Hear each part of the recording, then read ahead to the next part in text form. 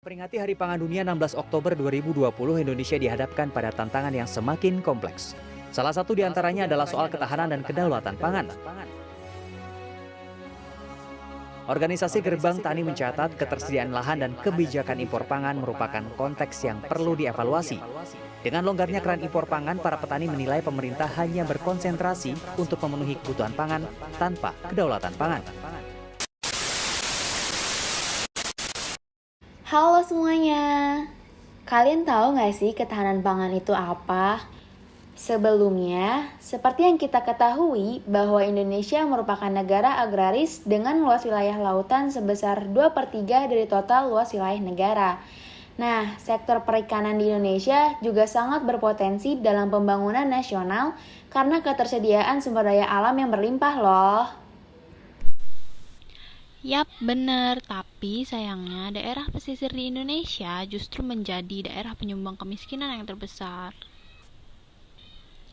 Juga, menurut kajian Kementerian Perikanan dan Kelautan, jumlah warga miskin di Indonesia didominasi oleh penduduk di wilayah pesisir, di mana jumlahnya ini mencapai 7,9 juta jiwa atau 25% dari total jumlah penduduk miskin yang ada di Indonesia.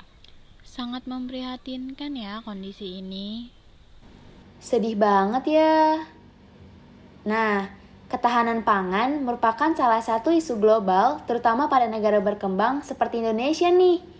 Menurut Undang-Undang Republik Indonesia Nomor 18 Tahun 2012, ketahanan pangan merupakan kondisi terpenuhinya pangan bagi negara sampai dengan perseorangan yang tercermin dari tersedianya pangan yang cukup, baik jumlah maupun mutunya, aman, beragam, bergizi, merata, terjangkau, serta tidak bertentangan dengan agama, keyakinan, dan budaya masyarakat untuk dapat hidup sehat, aktif, dan produktif secara berkelanjutan.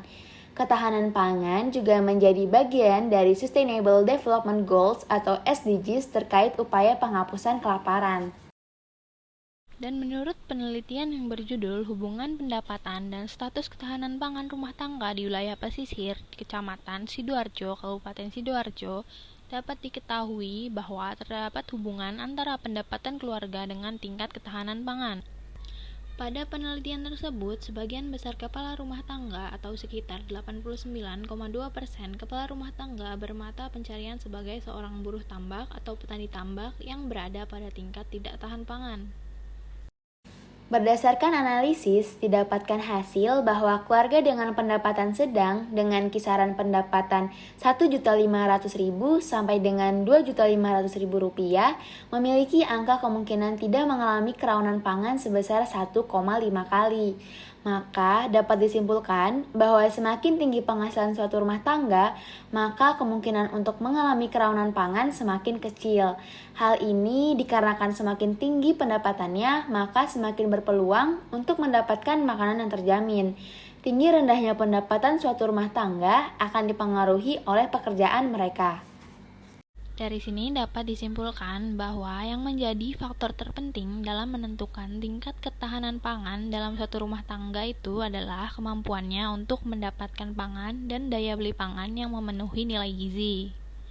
Nah, berdasarkan penelitian dengan judul Status Ketahanan Pangan dan Faktor Sosioekonomi pada Masyarakat Pesisir Kabupaten Buru Selatan yang dilakukan oleh Titalay bersama teman-temannya, mendapatkan hasil bahwa sebanyak 30% masyarakat mencapai ketahanan pangan.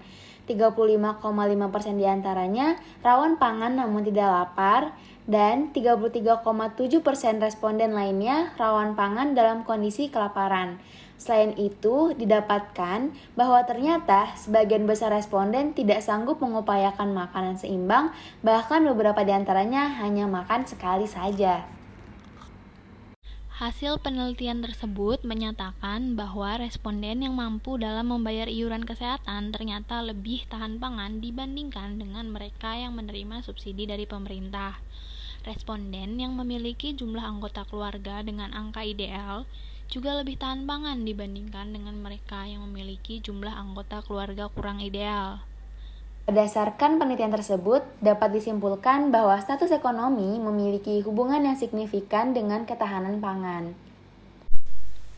Nah, jadi dari pemaparan kami tadi dapat disimpulkan bahwa permasalahan ketahanan pangan ini masih menghantui Indonesia, terutama pada masyarakat-masyarakat yang berada di wilayah pesisir. Status ekonomi masyarakat pesisir sendiri berhubungan erat dengan ketahanan pangan. Kurangnya daya beli mereka akibat rendahnya penghasilan masyarakat dapat disebut sebagai faktor utama terjadinya kerawanan pangan yang ada di pesisir.